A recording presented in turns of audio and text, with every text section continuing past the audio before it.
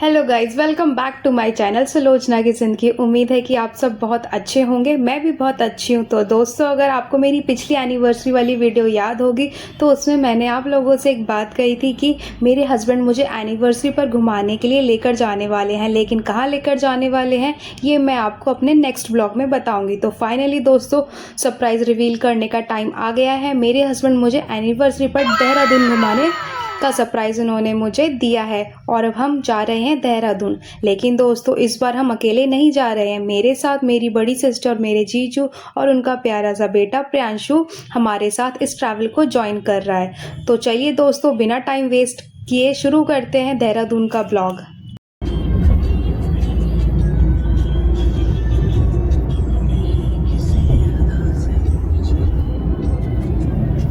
फिर गाइस हमने कैब करी और हम कैब में बैठकर कश्मीरी गेट बस स्टॉप पहुंच गए हैं।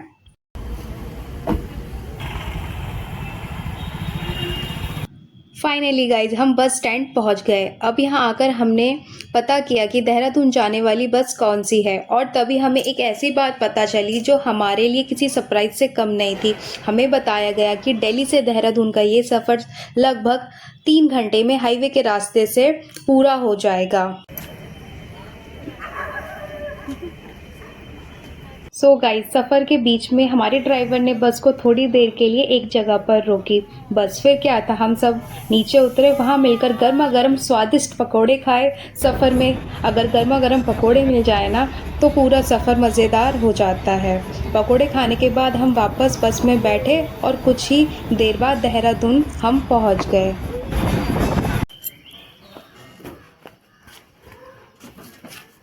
सो गाइज हम पहुंच चुके हैं देहरादून। देहरादून पहुंच के हमने ऑटो लिया और ऑटो वाले भैया ने हमें प्राचीन टपकेश्वर महादेव मंदिर में छोड़ दिया और अब हम मंदिर के अंदर जा रहे हैं।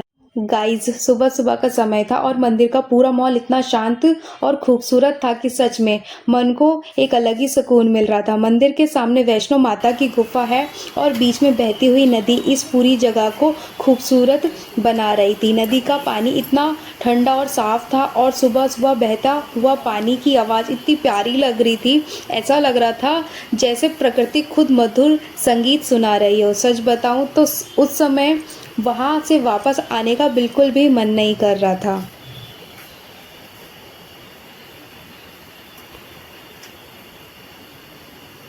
तो दोस्तों, मैं आपको बताती हूँ इस मंदिर का नाम टपकेश्वर महादेव मंदिर कैसे पड़ा। देहरादून में एक बहुत ही प्रसिद्ध और प्राचीन शिव मंदिर है, टपकेश्वर महादेव मंदिर। यह मंदिर एक नेचुरल गुफा के अंदर बना हुआ है और इसकी सबसे खास बात यह है कि गुफा की छत पे पानी की बूंदें शिवलिंग पर लगातार टपकती रहती है। इसी वजह से इसका नाम टपकेश्वर महादेव पड़ा।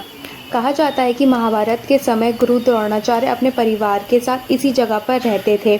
इसी वजह से इस गुफा को द्रोणा गुफा भी कहा जाता है। माना जाता है कि द्रोणाचार्य के बेटे अश्वत्थामा जब बहुत छोटे थे तब उन्हें पीने के लिए दूध नहीं मिल पाता था। द्रोणाचार्य के पास इतने पैसे नहीं थे कि वह गाय खरीद सके। तब अश्वत्थामा ने भगवान शिव की भक्ति की और उनसे दूध की प्रार्थना की। उनकी भक्ति से प्रसन्न होकर भगवान शिव ने उनकी इच्छा पूरी की। कहा जाता है कि इस गुफा में शिवलिंग पर दूध की बूंदें टपकने लगी और अश्वत्थामा को दूध मिला। इसी वजह से इस जगह को भगवान शिव से जुड़ा हुआ बहुत पवित्र स्थल माना जाता है। अब कलयुग आ गया है तो इस टपकेश्वर महादेव मंदिर के शिवलिंग पर दूध की जगह पानी टपकता है। जैसे ही हम टपकेश्वर महादेव मंदिर के शिवलिंग के हमने दर्शन किए, वहाँ का वातावरण देखकर मन बिल्कुल शांत हो गया। गुफा के अंदर जाकर भोलेनाथ के दर्शन किए। सुबह का समय, गुफा का शांत वातावरण और भोलेनाथ के दर्शन, सच में दोस्तों यह एक्सपीरियंस मेरे लिए बहुत ही स्पेशल था। ऐसा लग रहा था जैसे इतने लंबे सफ़र के बाद हम सही मायने में अपने मंजिल पर पहुँच गए।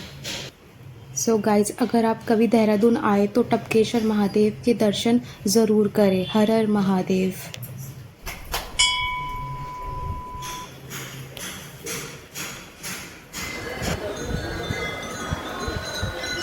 महादेव के दर्शन करने के बाद हम गुफ़ा के अंदर की तरफ बढ़े और जैसे जैसे हम आगे बढ़ रहे थे वैसे वैसे वहाँ का माहौल और भी भव्य लग रहा था। सबसे पहले हमें संतोषी माता के दर्शन हुए और उनके पास ही गणेश जी की मूर्ति है जहाँ लोग अपनी मन की इच्छा से कॉइन चिपकाते हैं।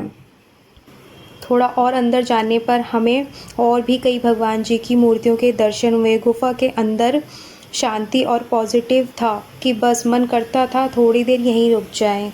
शिव और पार्वती माता के दर्शन के बाद गुफ़ा के अंदर आपको एक आकृति नज़र आएगी जो गौ के थन जैसी बनी हुई है और इसके ऊपर लगातार जल की ड्रॉप गिरती रहती है। इस रूप को देखकर ऐसा लगता है कि यहाँ इस जगह को किसी ने बनवाई नहीं है बल्कि ये भगवान स्वयं प्रकट यहाँ पर हुए थे।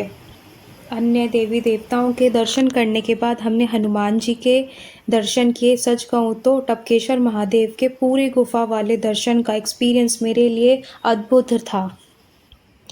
इसी गुफा में अश्वत्थामा का जन्म हुआ था। यहाँ मैंने शिव जी की एक ऐसी सुंदर मूर्ति देखी जिसमें वे माता अन्नपूर्णा से कटोरे में अन्न लेते हुए दिखाई दे रहे हैं। मान्यता है कि घर की रसोई में माता अन्नपूर्णा की ऐसी मूर्ति आकृति रखने से घर में अन्न की कमी नहीं होती और हमेशा सुख समृद्धि बनी रहती है।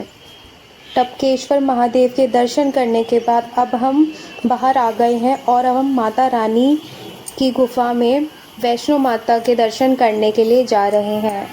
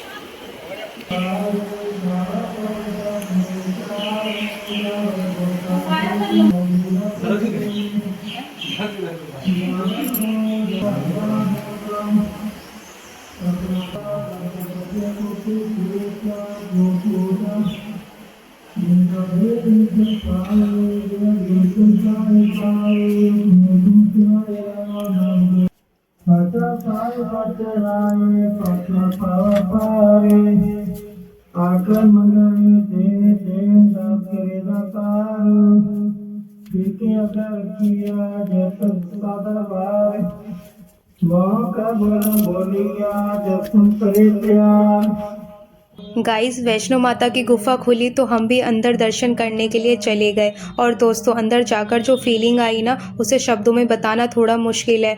वहाँ की गुफ़ा में जाते ही मुझे बहुत ज़्यादा अच्छा लग रहा था। बिल्कुल जम्मू की वैष्णो देवी गुफ़ा जैसी फीलिंग आ रही थी। वही गुफ़ा, वही माहौल, वही शक्ति, वही पॉजिटिव वाइब्स। और जिस वक्त हम अंदर पहुँचे उस समय आरती हो रही थी। हमने पूरी आरती सुनी और माता रानी के दर्शन किए। उस वक्त सच में ऐसा लग रहा था जैसे मैं जम्मू की वैष्णो देवी के दर्शन करने आ गई हूँ। बहुत ही प्यारा इमोशनल मोमेंट था मेरे लिए।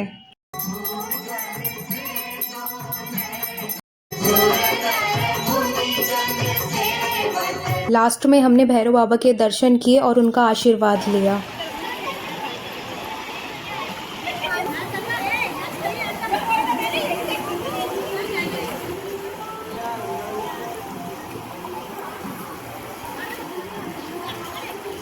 दर्शन करने के बाद अब हम थोड़ा नाश्ता करने आ गए हैं। तो दोस्तों इसी के साथ आज का वीडियो यहीं ख़त्म करते हैं। वीडियो पसंद आए तो लाइक, कमेंट, शेयर और चैनल को सब्सक्राइब ज़रूर कर लेना। मिलते हैं अगले वीडियो में, तब तक के लिए take care and bye bye.